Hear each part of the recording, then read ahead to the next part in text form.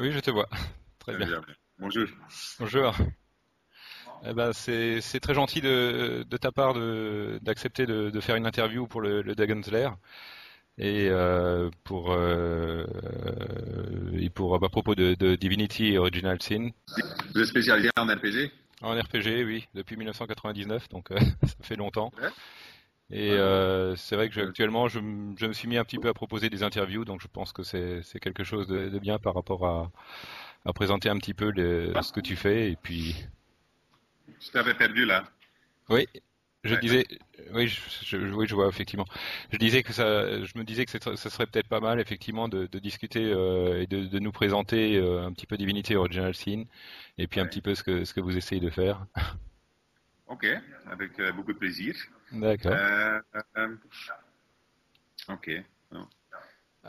Ouais, c'est marrant qu'on n'a jamais entendu. C'est- Ça fait déjà quelques temps que tu es en ligne. Ça fait quelque temps effectivement, mais en fait ça dépend. Il n'y a pas beaucoup de sites francophones en fait sur les RPG, Ouais, c'est donc. pour ça que je pensais que tu les connaissais tous. C'est pour ça, parce que il n'y en a pas beaucoup. Alors c'est pour ça. Ok. Oui. Bon, Cool. j'ai Voilà. beaucoup d'habitués qui viennent. C'est sûr que j'ai pas c'est pas jeuxvideo.com, hein, c'est sûr. Mais en tout cas, ceux qui s'intéressent au RPG sur ordinateur, sur PC, j'ai pas mal de monde qui vient, quoi. Ok, cool. Ok. Ok, ben fire away. Hein. Ok, Vas-y, alors on y va. J'avais effectivement préparé quelques questions. Donc, avant de parler de Divinity Original Sin, tu pourrais peut-être nous dire un petit peu comment tu es arrivé dans le monde de l'édition du jeu vidéo. Avant de. de l'édition. Oui, On a commencé à éditer dessus nous-mêmes en 2010, fin 2010. oui. Ou comment, ouais, c'est ça la question. L'édition, ça veut être publishing, hein? Publishing mais Pardon. aussi non aussi autant que studio de développement, hein. Ah, ok, comme ça, Toi, ouais. toi personnellement, comment tu as Ça fait démarré? déjà longtemps, ça. Ouais. J'ai fait l'enseignement à cause d'un jeu qui s'appelle Ultima 6 d'origine. C'était mon premier RPG. Et puis Ultima 7 m'a vraiment fait. Je mélange parfois dans les interviews Ultima 6 et Ultima 7. Alors, et j'ai joué. Et pour moi, Ultima 6, c'était le premier RPG que j'ai joué. J'étais complètement perdu dedans. Je ne savais pas du tout ce que j'étais en train de faire. Mais à un certain moment, je me suis retrouvé sur la carte principale et je m'amusais à mort. Et puis quand j'ai joué Ultima 7, j'étais complètement vendu.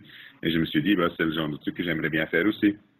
Faire Ok. des mondes comme ça. Alors j'ai commencé à bricoler et essayer des choses. Et j'ai réussi vendre ce jeu qui s'appelle Unless à un éditeur qui s'appelait Atari, mais l'Atari du Jaguar dans le temps, les consoles. D'accord. Ils étaient justement commencé à faire des jeux PC et ils nous avaient fait un petit contrat, mais puis ils avaient annulé parce ils arrêtaient avec les jeux vidéo, ils commençaient à faire des jeux plus des jeux, ils allaient faire des disques durs, ou des floppy disks, excuse-moi, Ok. ils étaient achetés. C'est une histoire avec le patron d'Atari qui avait eu une crise cardiaque et tout ça, alors il devait ralentir. Soit, en tout cas, ce n'était pas notre affaire, mais c'était pas bien, mais on était commencé. Et alors, on a fait un autre jeu qui s'appelait LMK, qu'on a vendu à un éditeur allemand qui s'appelait Attic Entertainment. C'était un éditeur d'RPG comme Realms of Arcania. Tout à Il y fait. avait, C'était Attic à l'époque, oui. ouais, exactement, Attic. Et on était bien parti avec LMK. Malheureusement, Attic a fait faillite. Alors ça, c'était pas cool. Alors, du coup, on s'est retrouvé avec plein de dettes et pas d'éditeur. Alors, on a commencé à faire plein de petits jeux pour trouver de l'argent. On a réussi à faire Divinity 1, ou Divine Divinity comme CDV l'a appelé. Ouais, Et Divine Divinity. ouais, exactement. Ça nous poursuit encore toujours le nom. Bon, celui-là, il est sorti en 2002. Ça, c'était un grand succès. On Pas pour sentait un tout. petit peu l'inspiration Ultima dans Divine Divinity, puisque au niveau des objets et tout ça qu'on pouvait déplacer. Ah, tu dois pas chercher loin. Hein. C'était littéralement, là, c'était l'inspiration. C'était un mélange de Diablo et Ultima. Il y avait La des chose, Diablos au niveau des combats, mais c'est vrai ouais, que dans la partie simulation de monde, exactement. C'était très poussé. Ah ben, je trouvais qu'Ultima, c'est un jeu fantastique au niveau du monde. Je trouvais pas que ça avait un bon système de combat. Non. Non, et le système de gestion de partie, c'était pas le meilleur du monde non plus. Mais ils avaient leur monde et alors ça pardonnait tout, quoi. Je dois admettre que jusqu'à présent, il n'y a encore eu aucun jeu qui m'a réussi à m'impressionner comme ce monde-là. Comme j'ai eu cette impression à Ultima 7. Maintenant, est-ce que c'est parce que c'était mes premiers RPG? C'est possible. C'est possible. Mais je pense aussi qu'il y a l'attention en détail et d'essayer de faire que c'était vivant, ça ne serait plus la même façon. En tout cas, c'est une autre histoire. Ouais. Et au niveau de l'évolution des jeux vidéo, tu trouves que ça, qu'est-ce que tu penses de l'évolution actuelle? Bah, c'est une évolution. J'en suis pas trop fou de la façon que ça a évolué. Je trouve qu'on a eu un âge d'or dans les années 90, début 2000 même. On avait des jeux comme Fallout, on avait des jeux comme Planescape Torment, on avait des jeux comme Ultima. Et il y avait plein d'innovations qui étaient en train de se faire. Mais à un certain moment, c'est devenu, quelle de ces innovations se vend bien, quelle se vend moins? On va mettre l'argent dans celui-là qui se vend bien. Et du coup, tout ce qui se vendait un peu moins, ça n'a plus évolué. Et c'était une rupture d'évolution très abrupte. Et ça a vraiment, ça fait une catastrophe, quoi, au niveau de plein de genres qui ont été bloqués dans leur croissance. Et peut-être quelques-uns de ces genres auraient pu être plus grands que les blockbusters d'aujourd'hui. Oui, Mais comme ils ont été arrêtés, on n'a jamais pu le savoir. Alors, et je comprends bien le raisonnement d'un investisseur. Il dit, si on fait ça, on gagne, on met 10 millions dedans, on gagne 11 millions, on a gagné 10%, on est content, c'est un bon rendement. Il faut être sûr. Et ce n'est pas nécessairement l'intérêt d'un créateur. Alors ça, c'est mon truc que je n'ai pas aimé dans l'évolution, définitivement dans des RPG. Ils disent on va faire un nouveau RPG, tu peux presque dire en avance ce qu'il va avoir dedans. Je peux te le presque dire. Ça devient très formaté. Exactement, c'est un format. Comme tu as des formats de la télévision où, tu sais, au début du film, dans beaucoup de blockbusters, tu vas voir un objet et cet objet, tu vas le voir quelques moments en secondes et puis à la fin, ça va être cet objet-là qui va faire la différence, qui va sauver le monde, ou sauver les héros, ou sauver la famille, ou je ne sais pas qui doit être sauvé. Et ce genre de formatting, par exemple, la quête. Ouais. Maintenant, le jeu d'aujourd'hui, tout le monde parle d'une quête et ils disent, tu dois avoir un quest log, il y a quelqu'un qui donne la quête, il y a une façon que tu vas faire la quête, il va avoir ton quest reward à la fin. Mais ce n'était pas toujours comme ça.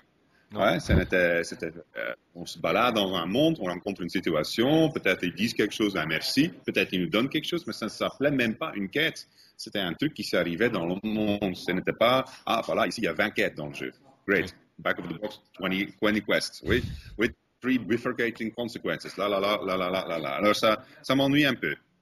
En tout cas, c'est pas ce que j'aurais voulu voir comme évolution. Ce que moi j'aurais voulu voir, c'était une évolution de mondes qui étaient organiques, poussés par l'histoire, avec beaucoup de motivation pour faire les choses dedans, et un peu d'originalité, ça pourrait pas faire du mal non plus.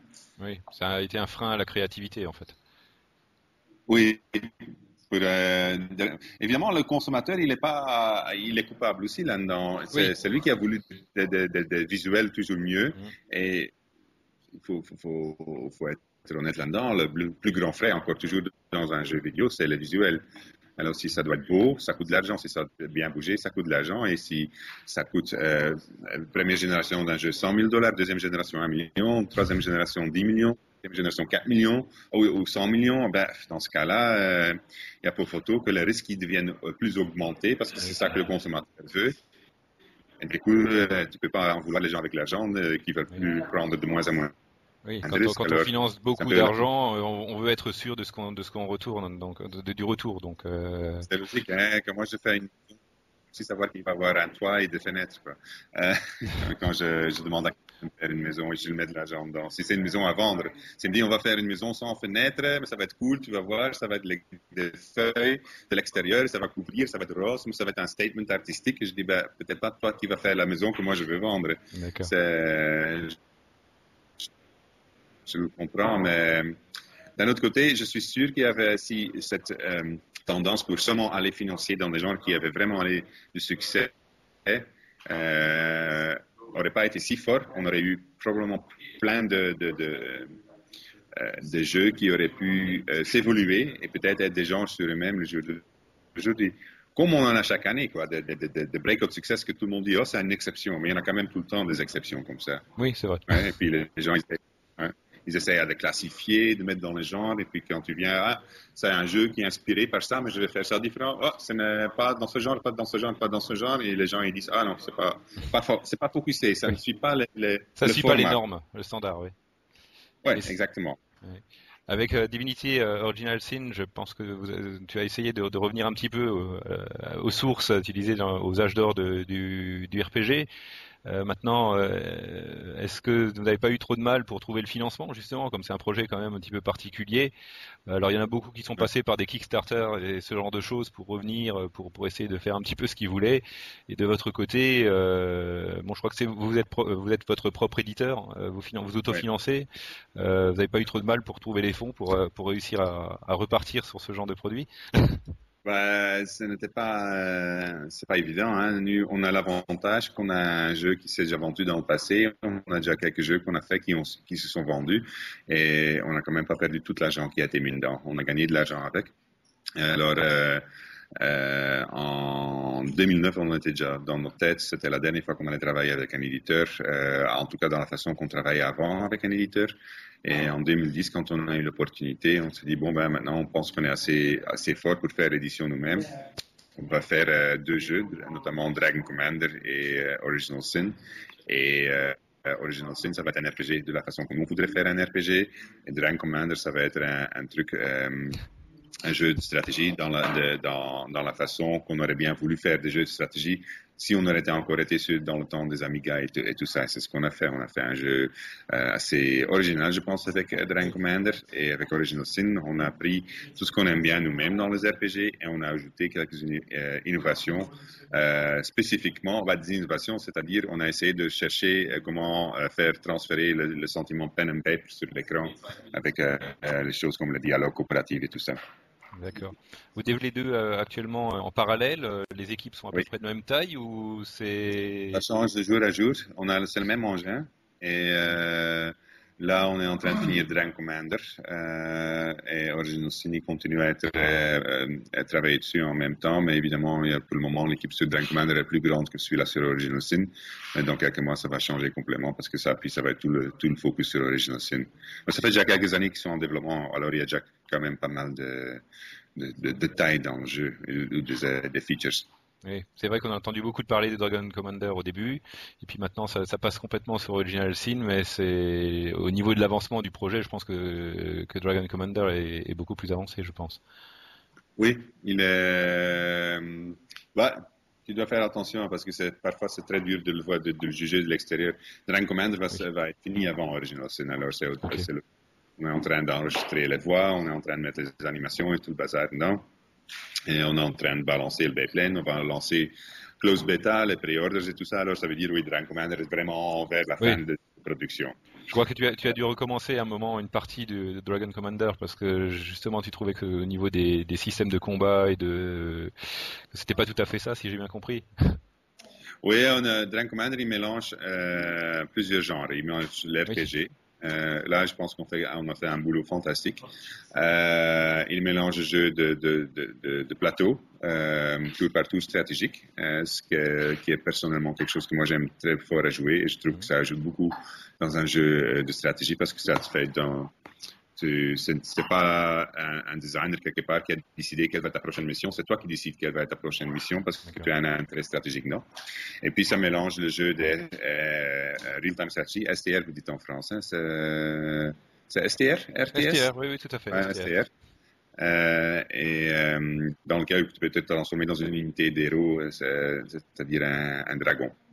Et alors, cette dernière partie, mélanger l'RPG avec le TBS et avec le RTS, ce n'était pas si difficile que ça. Mélanger la façon que le RTS restait intéressant pendant beaucoup de tours, c'était un peu plus compliqué. Et on avait un problème au niveau de la diversité tactique des combats et on n'a que pu l'introduire quand on a décidé de retourner au sol. C'est un peu bête, mais c'est un retour au sol qu'on a fait. On était C'est la partie RTS qui vous a posé problème? Oui. Ouais, c'est là où on a eu le plus de problèmes, miraculeusement, parce que tout le monde pensait que c'était, ouais, c'est un mélange de genres, ça va être compliqué, mais en fait, le design, comment on allait mixer l'RPG avec le TBS et comment ça allait affecter les combats en STR, depuis le début, c'était très clair comment on allait le faire. C'était vraiment, c'était très déligné, en tout cas, dans notre tête, peut-être pas toujours dans la réalisation initiale, mais c'était très clair comment ça devait se faire. Mais il fallait aussi qu'il y ait une progression au niveau des STR et un développement de caractère qui se faisait parce que sinon ça ne marchait pas. Toute l'idée de Dragon Commander, c'est que toi, le commandant du dragon et de l'armée et tu vas devenir empereur et alors on peut te donner ces sentiments. C'est pour ça qu'on a une campagne dynamique où tu as tous les choix que tu fais, ça a des conséquences et puis tu as des choix et des conséquences. Il y a vraiment beaucoup de choix et conséquences dans ce jeu. Et ça lié à la TBS, ouais, c'est vraiment pas difficile. Allez, quand tu le joues, tu vas voir, c'est clair. Ça marche. Oui, je pense que un des gros problèmes que vous allez avoir, c'est pour savoir comment faire passer le message, parce que les gens vont se dire, ceux qui veulent du RPG, ils vont dire non, c'est du RTS. Ceux qui veulent du RTS, ils vont dire non, c'est du RPG. Et puis finalement, viser le public, ça va être difficile. Parce on commence à réussir. Hein. On a eu l'éditeur en chef de RPG Watch, qui est notamment pas un joueur STR, je t'assure, à le convaincre qu'il va s'amuser avec. Il l'a joué, il a dit ouais, ben, en fait j'aime bien. Oui, j'ai lu l'article effectivement, et il a beaucoup aimé. Oui.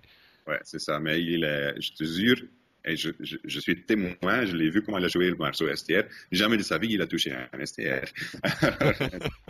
On a vraiment dépassé de les basiques, mais il a senti le développement de caractère et le choix conséquence et le fait qu'on te met dans un rôle. C'est plutôt ça. Mais tu sais, quand tu faisais des jeux dans le temps sur Amiga, c'est pour ça que j'y reviens souvent.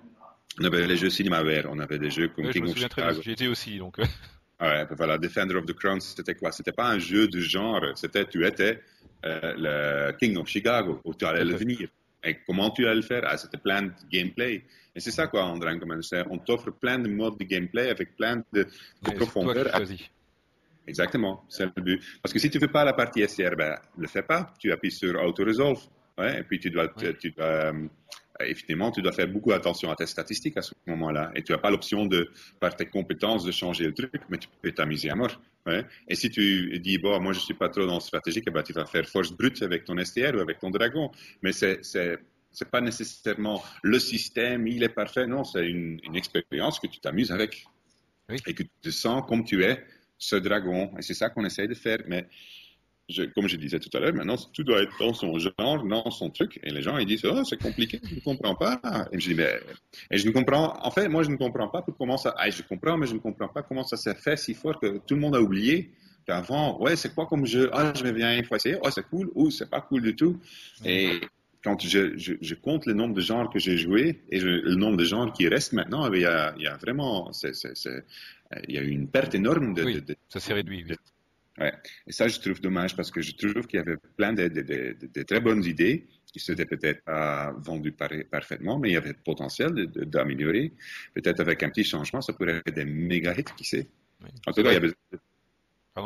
C'est vrai que quand on repense au CinemaWare à l'époque, où tu avais la partie STR, la partie action, c'était un mélange, on pouvait pas vraiment définir dans une case, et ça s'est perdu, il n'y a plus du tout. Aujourd'hui, c'est FPS, et puis ensuite RTS, enfin bon, c'est... Ouais. Et c'était des jeux très amusants, parce que tout le monde en parle. Ouais. Ah, tu te rappelles ce jeu-là, et pourquoi on ne le fait plus alors? Ouais, on en parle. C'est ça que je ne comprends pas, moi. Oui, c'est vrai. Je comprends le cheminement en fait. Pour revenir un petit peu à des jeux un petit peu différents. J'avais lu dans une interview que tu avais fait qu'effectivement tu voulais pas refaire plusieurs fois la même chose et puis essayer de rester dans les mêmes cases. Non, pas du tout. Enfin bon, je vais revenir un petit peu à Divinity Original Sin parce qu'on était parti là-dessus. Je viens d'avoir un journaliste allemand qui vient de prendre maintenant son train où j'ai fait mon pitch Dragon Commander tout le temps. C'est pour ça mais Dragon Commander, je pense qu'effectivement, et je pense que je le testerai aussi sur le site puisque finalement il y a du RPG dedans, donc je suis pas obligé de garder la case précise. Ouais, exactement. C'est ça. Ouais, pour revenir donc où j'en étais, moi j'étais, oui, on parlait donc du retour un petit peu old school avec de la 3D. Est-ce que tu peux me détailler un petit peu au niveau du système de combat d'Original Sin? C'est effectivement du tour par tour, Oui, mais hein, toujours avec du flanking, du attack of opportunity, du backstabbing, des action points, mhm, tout ce qui était bien dans les anciens jeux de combat, avec beaucoup d'accent sur les stats que tu as. Tu as besoin d'une intelligence assez élevée si tu veux savoir les résistances de ton ennemi, sinon tu ne le vois pas. Si tu es trop bête, tu vois même pas le niveau de ton ennemi. c'est très bien ça. Ouais, ça aide à plein de choses comme ça. Et puis, si c'est trop bois, par exemple, je te donne un exemple. C'est un grand système de combat. Et, je commence à être assez fier de ce qu'on est en train de faire. On a, tu vois un skeleton et Mhm, tout le monde le sait. Si tu joues un RPG, tu as besoin de crushing damage et pas de piercing oui. pour tuer le skeleton. Mais bon, imagine-toi que tu le sais pas et tu fais contrôle et tu hover over. Tu vas voir, niveau 2 si ton intelligence est au moins 2. Si ton intelligence est 1, tu vois même pas son niveau et tu sais même pas qu'est-ce que c'est. Alors, mais puis, si tu manges un poisson, ton intelligence monte un tout petit peu temporairement. C'est un truc, c'est un petit truc, mais, et puis tu vois soudainement, skeleton, action points 3, HP, ça, tu vois pas encore sa résistance, parce que pour ça, tu as besoin d'un truc plus profond. Et c'est un petit truc, mais c'est plein de petits détails comme ça qui ajoutent. Par exemple, si tu combats avec des bandits, à un certain moment, tu tues un bandit, il y a de l'or qui tombe, et tu te rends compte, les autres, ils vont d'abord aller chercher l'or avant qu'ils vont continuer à se combattre. Alors, tu peux commencer à l'utiliser à ton avantage. Et comme ça, tu sais, c'est le genre de truc. Et moi, je racontais un Greenlight Committee chez un éditeur. Il me Mhm. regardait comme j'étais devenu complètement fou, quoi. Mais c'est le genre de truc qui m'attire dans les RPG. Ça, c'est le petit, ah ouais, cool, ouais, tu vois. Et tu passes et tu continues. Mais au profond, le mécanique qui est dedans, c'est c'est très similaire à Fallout 2, si tu veux. C'est avec des action points, le chance to hit, il est très important, le pourcentage que tu peux tirer dessus. Tu peux, par exemple, pour continuer sur le stade de l'intelligence, hein, maintenant qu'on est dessus, on peut Oui. continuer avec. Je fais une surface de poison. Si leur intelligence est assez haut, ils vont aller autour. Si c'est trop bas, ils vont aller dedans. Alors, je peux faire un curse que je diminue leur intelligence et ils marchent dedans. Bon, s'ils sont dans le poison, si c'est de l'acide, je peux je peux le faire brûler. Alors, je mets du feu dessus, ça se transforme en surface parce qu'on a tout ce système de combinaison de surface. Et le tout ensemble, ça donne un truc d'une profondeur. C'est long. On vient d'avoir un journaliste, il a joué pendant 2 heures avec Original Sin et il n'a même pas regardé 0,2% du monde, je pense. Et ce qu'il a fait seulement, c'est qu'il y a 2 ou 3 combats. Et c'était des combats contre des monstres plus hauts. Et il a utilisé tout ce qu'il pouvait trouver dans l'environnement pour essayer de... Et il peut faire des barricades, parce qu'il peut bouger les objets, évidemment. Ça allait être une de Il mes a questions, c'est au ouais. niveau de l'environnement, tu peux utiliser les environnements alors. Ouais, tu as des trucs, t'as les classiques comme des barrels que tu peux faire exploder, mais si tu les mets à côté de l'un l'autre, ils se mettent en chaîne. S'il y a de l'eau qui tombe parce qu'il y a de la pluie, tu peux l'utiliser pour l'électrocuter, ou tu peux le transformer en glace. S'il y a de la glace, il y en a un qui marche dessus, il va tomber sur la glace. Mais finalement, sa solution à son problème, c'est qu'il allait kiter jusque dans un village. Et alors, il y a eu, non, dans un port, pour être exact ici. Et alors, d'abord, les orques, ils ont tué tous les villagers qui étaient dans le port, puis les gardes, ils sont venus, et les gardes, ils ont réussi pendant que lui, il a appuyé sur le bouton «Je m'en fiche», qui lui amène à la taverne plus proche. Il est revenu, presque tout le monde est mort, il y avait encore quelques gars qui étaient là. Puis il me regardait, j'ai probablement cassé juste le jeu, et je lui ai dit, ben non, tu peux finir le jeu, même si tout le monde meurt, tu peux encore toujours réussir à finir. Parce que c'est si systémique que ça. Et il me dit, mais quoi, mes quêtes? Alors je lui ai expliqué la même explication que je te faisais. Oui, ben, les quêtes, ils sont perdus, un coco. Tu l'as tué pour tout le monde, mais ce n'est pas grave. Tu ne dois pas faire et A, et B, et C pour arriver à D. Ouais, c'est un monde où tu as plusieurs solutions, tu as plusieurs façons de le faire. C'est très systémique, mais il y a beaucoup d'histoires dedans aussi. Et il n'y a rien de mal de ne pas avoir toujours ding avec l'exclamation mark sur ta tête qui dit, j'ai une quête, je veux parler. Alors, mais pour le même argent, on a eu des journalistes russes. C'était la semaine passée. Et ils étaient à 2. Donc, il y en avait un qui était jeune. Et il dit, ouais, j'ai parlé, mais elle est où ma quête? Ouais, mais qu'est-ce qu'il avait fait? Il avait clic sur toutes les lignes. Il pensait que ça allait être dans son quest. Questlog, il est où? Ouais, ouais, et on doit encore l'implémenter, il va en avoir un, mais Non, mais c'est pour ça qu'il posait la question. ouais, alors on disait, ben non, hein, tu dois lire ce qu'il dit, hein, si tu lis pas, tu vas pas trouver. Oui, mais J'ai il dit, cherché je dois le. quand même avoir les casse locks. Je dis, ben si tu as tes casse locks, tu vas rater la moitié du jeu. Et je te dis, je te garantis pas que si tu fais seulement des quêtes, que tu vas y réussir. Ouais, parce que tu vas devoir explorer, tu vas devoir découvrir, tu vas devoir parfois lire un livre dans le jeu aussi pour trouver des choses. Et c'est un monde à explorer, tu as une mission, tu as une grande mission que tu dois faire. Mais la façon que tu le fais, nous on s'en fout, on fait un monde intéressant avec beaucoup de jeux de choix et conséquences, avec beaucoup de systémiques, et on sait il y a toujours un chemin pour y arriver, mais c'est parfaitement possible de te coincer dans une situation. Si tu es empoisonné complètement dans un donjon et tu n'as plus le temps d'y sortir, je suis désolé, t'es mort. Oui, bah, il faut que ce soit comme ça. Oui, mais ce n'est pas, ça se fait plus. Ouais, Non, parce que c'est vrai qu'il y en a beaucoup qui ne font plus, ou il faut toujours qu'il y ait oui, une solution de secours, quoi. oui, ben, alors on fait ce genre de jeu-là. Alors on essaie de vraiment faire un beau monde qui simule bien, qui est divers, qui a vraiment beaucoup d'exploration, avec beaucoup de systémiques, avec des quêtes et des situations intéressantes. Et autre que ça, voilà, notre job est fini finalement. Tu essayes aussi dans les de prévoir un jeu aussi collaboratif, j'ai vu avec pour Original Sin.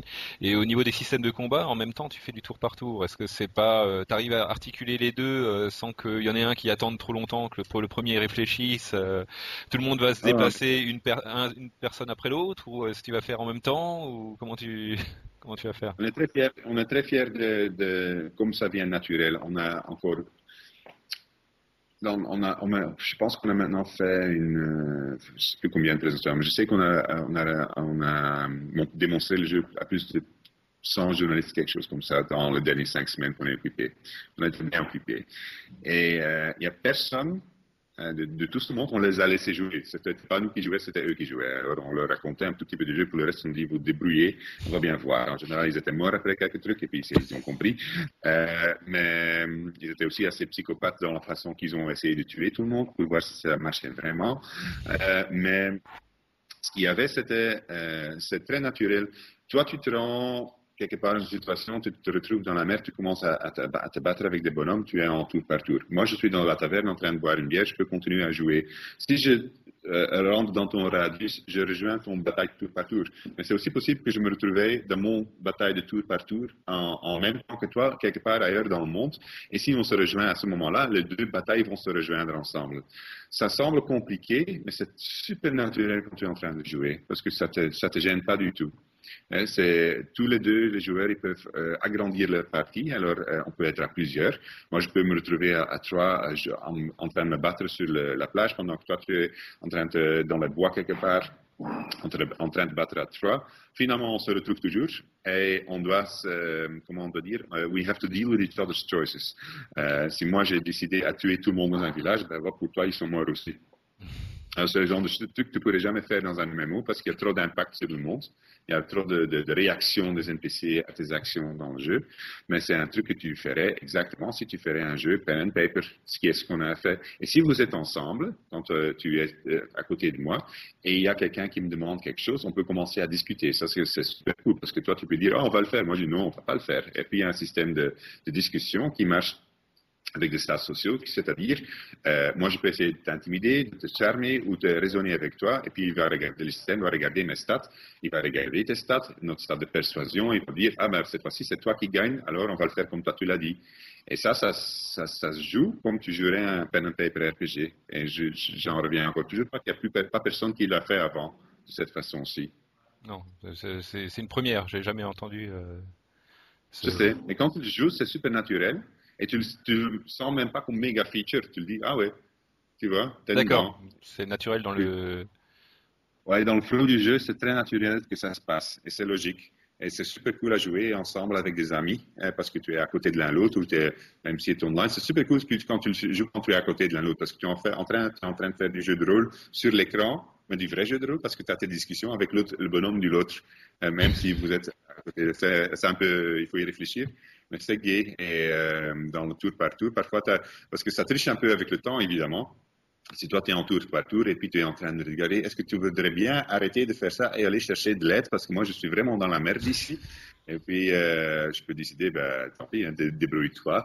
Et alors, tu râles et tu essayes de t'en sortir. Si tu t'en sors pas, tu es mort. C'est l'autre qui doit venir te ressusciter. Alors, si tu ne viens pas te D'accord. ressusciter, ben, tu es mort. Mais bon, Et si la connexion est interrompue à un moment, c'est-à-dire que s'il y en a un qui arrête et l'autre qui va continuer à c'est la jouer, et puis c'est possible de rattraper après ou de... oui, c'est du drop-in, drop-out multijoueur. Alors, le Mhm. host, il garde la partie chez lui. Donc la partie est chez Et le host, d'accord. Ok. ouais, c'est comme un, bah, comme dans le temps, quoi. Tu hostes un game, l'autre il peut rejoindre, Ouais, il peut sortir.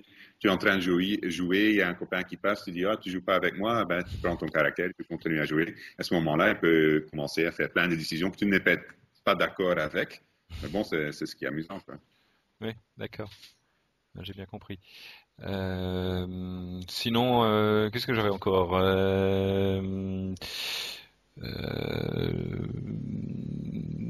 Comment vous avez fait pour articuler? D'un côté, tu dis que le monde sera ouvert et libre à explorer, et apparemment on pourra Mhm. faire un petit peu ce qu'on veut, mais en même temps, tu as comme projet de faire une histoire qui est riche, qui est construite et qui se déroule. Souvent, c'est très difficile à lier les deux. Est-ce que le monde sera dynamique en Euh, fonction de ce que tu fais? Si maintenant, On n'a pas fait une histoire qui a acte 1, acte 2, acte 3. mhm, On commence avec, on a les deux avatars pour l'initial au début. Et notre mission est de apprendre une sorte de magie qui est mhm, interdite. C'est tout ce qu'il nous donne et on doit aller trouver dans le monde.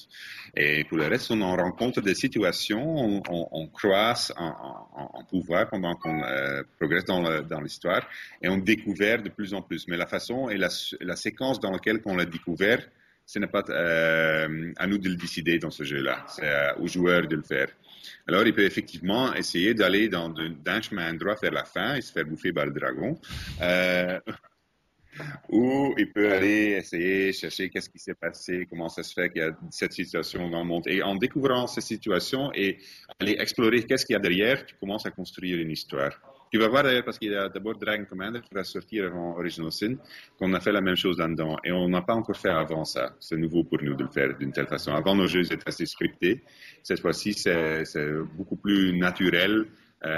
Ça commence toujours avec l'exploration. On va explorer et tu vas te retrouver dans une histoire et tu vas voir qu'il y a un système qui va s'adapter à ce que tu es en train de faire et qui va te raconter une histoire d'une façon très naturelle et très intuitive. C'est-à-dire, quand toi tu prends le métro et tu rentres dans le métro et puis il y a quelqu'un qui met sa main sur ton épaule, il dit oh j'ai besoin d'aide et puis tu le suis et puis tu te retrouves quelque part, je sais pas, dans un village où il y a des monstres qui t'attaquent ou qui se tournent en vampire, ben ça pourrait être ton histoire. Mais tu aurais pu prendre le métro, tu aurais pu continuer et te retrouver dans une autre histoire. Ce qu'on a fait, on a créé une densité de situations qui est très, très haute, hein, qui sont placées dans le monde avec certains niveaux associés de complexité de ces situations. Et alors, ça veut dire que tu, comme joueur, te retrouves dans un champ de situations qui progressent naturel et qui font que tu as d'accord. ton histoire à toi-même qui est en train de se construire. Mais ce n'est pas une histoire A et B et C Non, et c'est pas une D. histoire linéaire qui va suivre. En fait, c'est Non. toi qui fais Parce que, l'histoire, parce que tu m'avais donné l'exemple tout à l'heure des journalistes qui avaient commencé à attaquer tout le monde. Donc effectivement, si tu as une ville enfin une ouais, ville, un village qui est rasé avec tout le monde qui est mort, bon ben, ça t'empêche pas ouais. de continuer. Ah non, parce que ce qui va se passer à ce moment-là, tu vas aller regarder dans leur truc sur leur corps ou dans leur cave ou dans leur D'accord. librairie si tu trouves pas des notes. Ils te donnent des hints que tu as raté parce que tu n'as pas parlé avec eux ou tu n'as pas fait des choses pour les convaincre que tu vaut le coup de leur aider. Alors, c'est ce genre de systémique qui a été mis dedans et c'est fait de plein de petites façons et ça, comme je dis, ça devient très naturel, quoi. C'est pour ça que moi, je vais avoir du mal de mettre le jeu en quête. Ça, je ne vais pas pouvoir le D'accord. faire, en fait, pour être honnête. Je ne vais pas pouvoir dire, parce que quand est-ce que je peux dire la quête, elle a raté? Ouais, la quête, elle est ratée si tu n'arrives pas à faire la chose principale que tu dois faire au début du jeu. Hein, mais autre que ça, tu n'as pas vraiment une quête. Tu as des Oui, j'ai choses bien compris. que tu pourrais faire. Hein. Et tu as un lock qui va te dire, celui-là, il aimerait bien ça. Oh, mais celui-là, il aimerait bien ça. Mais fais attention, parce que celui-là, il a dit quand tu vas faire ça, celui-là, il va plus être content avec toi.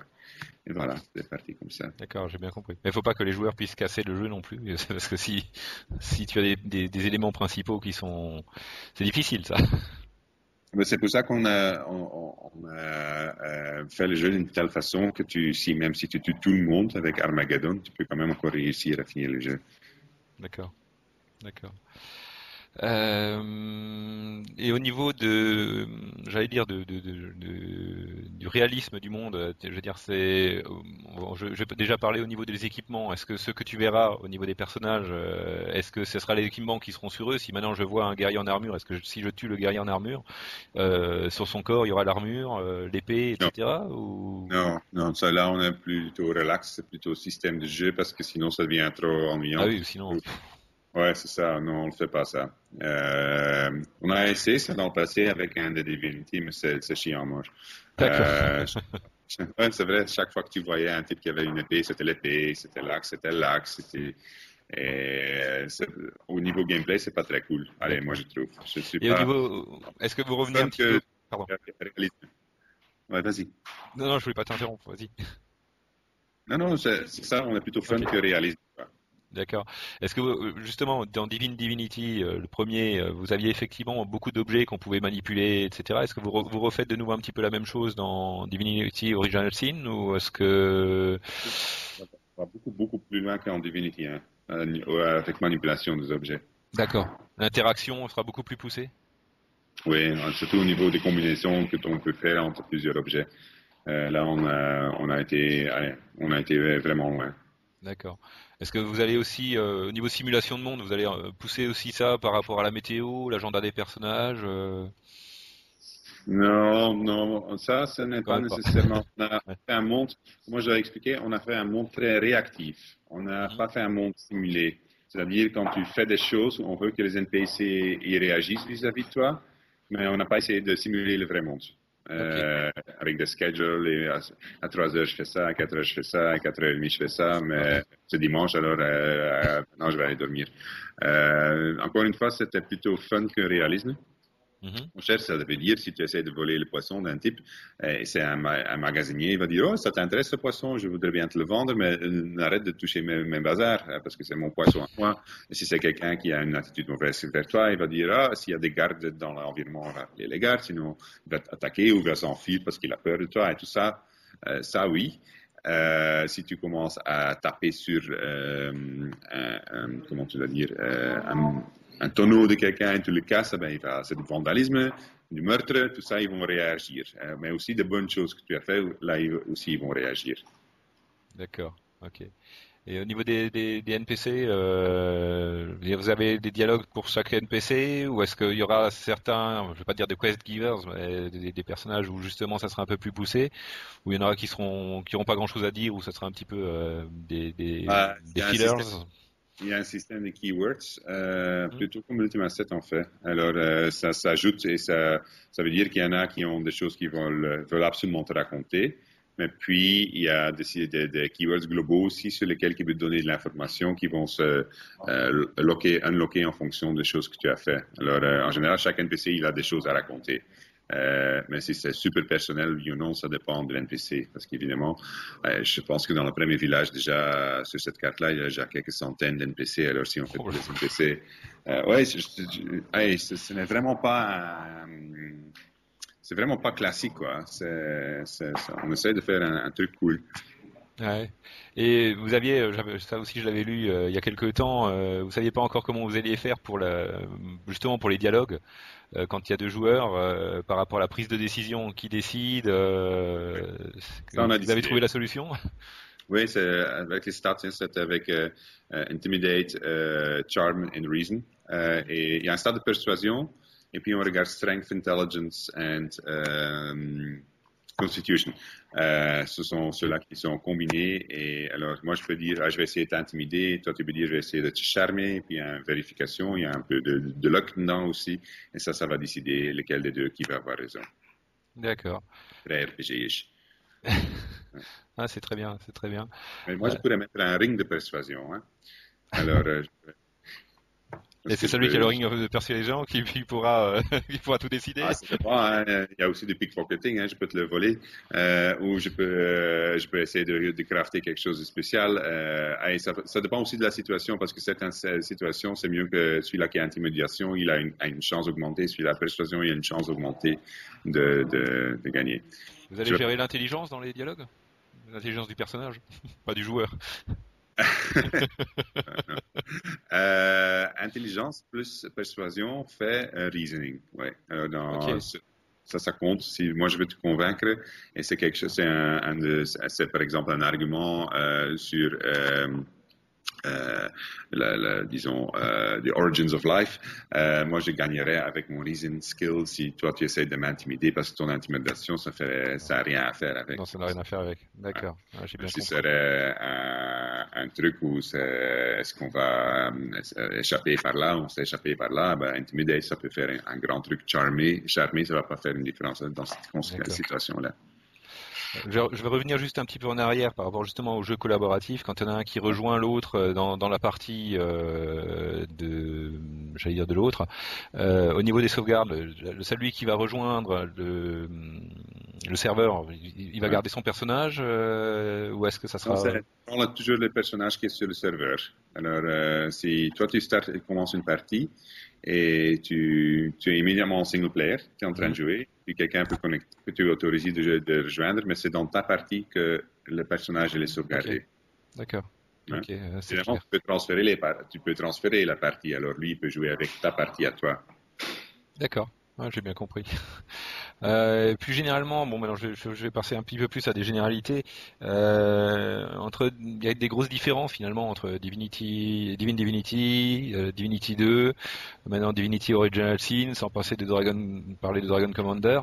Bon, c'est assez inhabituel parce que souvent les studios de développement ils se focalisent sur un seul type de jeu et quelque part vous cherchez le système idéal, vous essayez d'un petit peu de toucher à des choses différentes, vous visez le même public pour l'ensemble de ces jeux ou... Alors, c'est beaucoup de questions en une. Hein? Oui, Il y a, il y a, il y a des choses qui sont en commun en tous les jeux. Si tu vas chercher, tu vas retrouver des choses qui sont vraiment en commun entre tout. Mais il y a aussi une un très grand envie de faire des expériences et d'essayer de nouvelles choses. Même Beyond Divinity, qui était probablement le jeu le moins bon de toute la série Divinity, on avait des bonnes idées qui étaient dedans. Moi, j'aimais bien les Summoning Dolls et les Battlefields qui étaient dedans. C'était des bonnes idées. C'était peut-être pas exécuté comme ils auraient dû être exécutés, mais au niveau d'idées, il y avait des choses qui marchaient. On en a appris de ça et on augmente notre connaissance des mécanismes qui marchent et qui ne marchent pas. Et un jour, ça va mener à un méga RPG, j'espère. Donc, on va mettre toute cette connaissance et on va faire les choix parfaits parce que finalement, développer un jeu, c'est faire des milliers de petits choix. Et à chaque choix, tu as une opportunité de te tromper, de ne pas faire la meilleure chose pour le jeu. Alors, mais tu dois apprendre en faisant, parce que si tu le fais pas, tu le sais pas. Je peux avoir des discussions énormément longues avec un journaliste, et puis je le dis, ben, je vais te montrer, je l'ai essayé à 5 ans, ouais, dans un système, dans version je ne sais pas quoi du jeu, et ben, je vais te montrer pourquoi ça ne marche pas. Et puis il voit, ah ouais, ça ne marche pas. Ouais, mais quand tu l'as pas fait, tu l'as pas dans tes doigts, c'est dur, parce que parfois, raisonnablement, sur papier, ça a l'air d'être une très bonne idée, mais en pratique, ça ne marche pas pour je ne sais pas quelle raison, ça dépend de la situation. oui. Et alors, ces choses-là, ça commence à faire une grande base d'expérience. Et j'espère qu'on va pouvoir l'utiliser un jour pour faire quelque chose de très cool. Mais il y a quand même des choses communes dans tous les jeux qu'on a déjà fait. Si tu regardes bien, il y a des essais qui se font dans certaines directions. Oui. Donc, quelque part, je ne vais pas dire que vous cherchez le système de jeu idéal, mais vous essayez d'évoluer vers quelque chose, quoi. Ouais, on cherche du gameplay, quoi.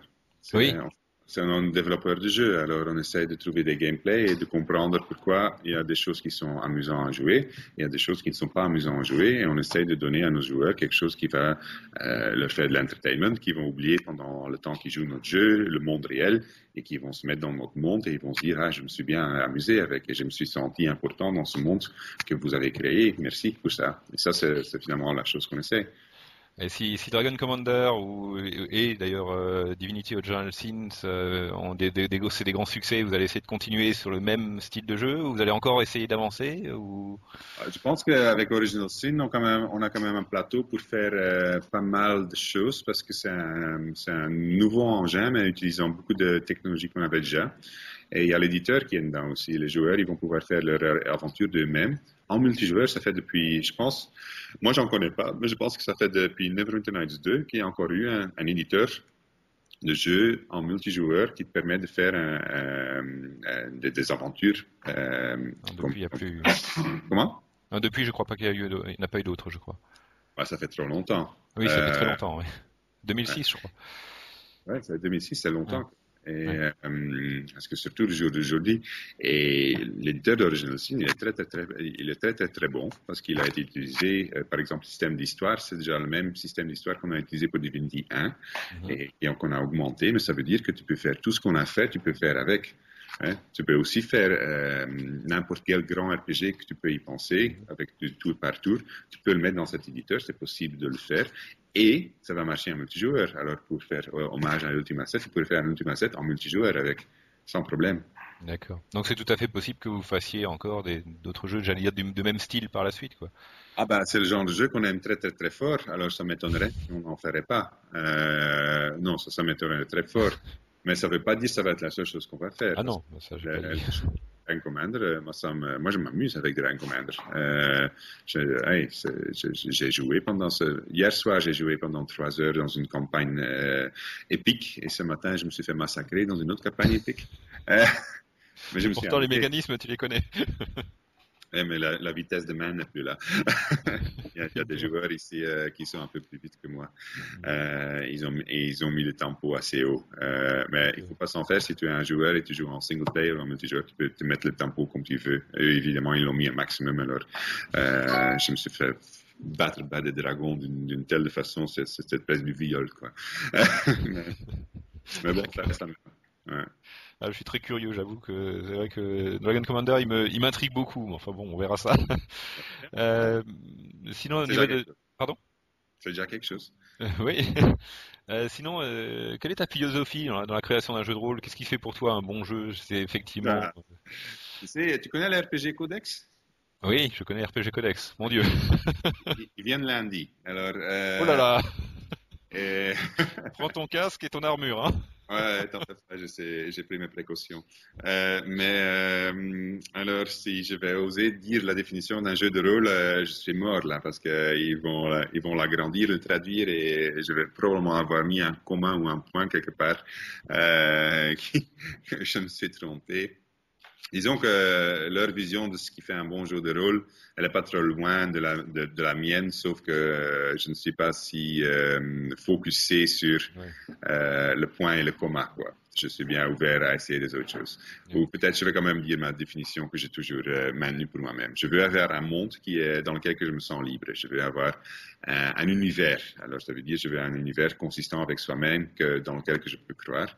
Je veux être tout le temps motivé pour explorer cet univers, pour faire le développement de mon caractère dans cet univers, ouais.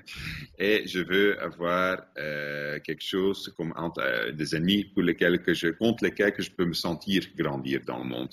C'était mon principe Fume que j'ai utilisé pendant longtemps. C'était Freedom, Universe, Motivation and Enemies to develop your character against. C'était un acronyme comme un autre. Mais c'est quelque chose qui m'a déjà été utile souvent pour te figurer comment faut le faire. Mon jeu de rôle idéal, ça va être un jeu dans lequel que je peux me dire bon ben je suis en train de jouer comme la vraie vie et là-dedans je peux être un héros, je peux avoir une histoire par exemple. Imagine, ouais, je vais pas commencer ce train-là.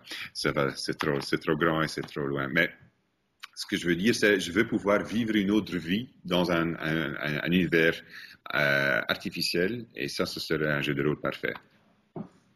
D'accord. Donc Et ça veut alors, dire... comment tu vas faire ça, évidemment, ça, c'est une autre histoire. Alors, quand on est sur ça, c'est vraiment long terme. En court terme, évidemment, on va discuter de est-ce que ça doit avoir des systèmes de stats, est-ce que ça va avoir un système combat en real time, en turn-based, etc., etc. Je pense que le système de turn-based, il reste plus riche que le combat real-time pour le moment. Mhm.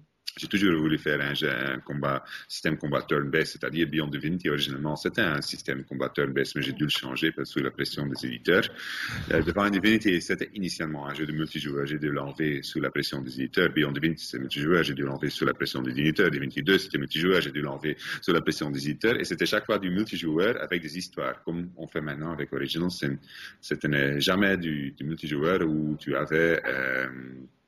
comment je dois dire, des quêtes grindées. Tu vois, c'était toujours comment est-ce qu'on peut utiliser le fait qu'on est à plusieurs, comme dans un jeu pen and paper, d'un avantage au système de niveau du gameplay. Exactement ce qu'on fait avec le cooperative dialogue en Original Sin. Et je pense qu'il y a beaucoup de gens qui vont être surpris à quel niveau que c'est différent, mais ça semble si normal.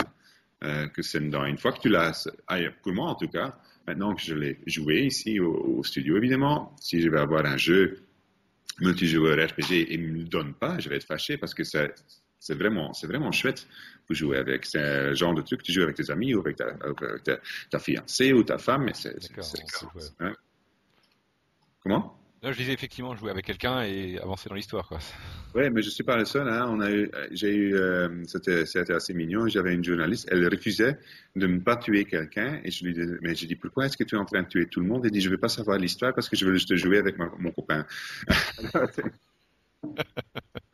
Je veux seulement voir ce qu'il y a comme système dedans. Alors, elle systématiquement, quand il y avait quelqu'un qui parlait, elle tournait sa tête. Alors, c'était assez, c'était mignon. Ouais. C'est pas mal. Ouais, mais c'est parce que ça semble si naturel. Et maintenant, tu vois, clairement, un studio comme Bethesda ou BioWare, ils pourraient mettre des valeurs de production vachement plus haut que nous là-dessus. Mais comme système, c'est un système qui, allez, ça doit devenir une partie, à mon avis, du lexicon d'un développeur d'RPG qui le fait. C'est trop normal. Et une fois que tu l'as fait, c'est vraiment trop proche de pen and paper RPG que pour plus le faire après. Alors, c'est pour ça que c'est important que nous, on ne le gaspille pas, que les gens ne disent pas, ça marche pas. Non, ça doit être un jeu qui est très bon, que ça marche. Comme ça devient une partie de, si je fais un RPG, je dois avoir un minimap, je dois avoir un diary, je dois c'est bien ça. et je dois avoir du multijoueur avec du drop-in, drop-out et du cooperative dialogue. D'accord. Ouais. Et juste une dernière question, après je pense que ça fait une heure qu'on parle presque. Dernière question au niveau du monde. Les zones seront entièrement seamless ou est-ce que ça sera relié par des cartes avec des zones ou comment vous... Comme Divinity 1, en fait. D'accord. Des grands morceaux, mais il y a, à certains moments, il n'y a plus assez de mémoire et tu dois Oui, je faire le dis. Mais bon, des ouais. grandes zones, d'accord. Ok. Ouais, Divinity 1, c'est assez grand. Hein, comme zone, c'est plus ou moins la même chose. D'accord. Et il y en a plusieurs. D'accord. Voilà, ok, cool. Ben, merci Ok. de l'entrée dans Original Sin. Ben, moi, je te remercie beaucoup pour le temps que tu as passé avec nous, enfin avec moi. Et puis, bah, écoute, bon courage pour la suite parce que je pense qu'il y a encore pas mal de travail quand on finit un Dragon Commander, par exemple, pour le finaliser. On a énormément de boulot encore. Ouais. Les deux jeux en même temps, mais Dragon Commander est en retard, alors ça nous fait plein de cheveux gris, tu le vois. Et bon, on va bien y arriver, mais c'est beaucoup de travail pour le moment. J'ai confiance. Et puis, Ok. ben, Merci. merci, hein. Et puis bon week-end. Merci, hein. Prochaine. Au Bye revoir. bye. Bye bye.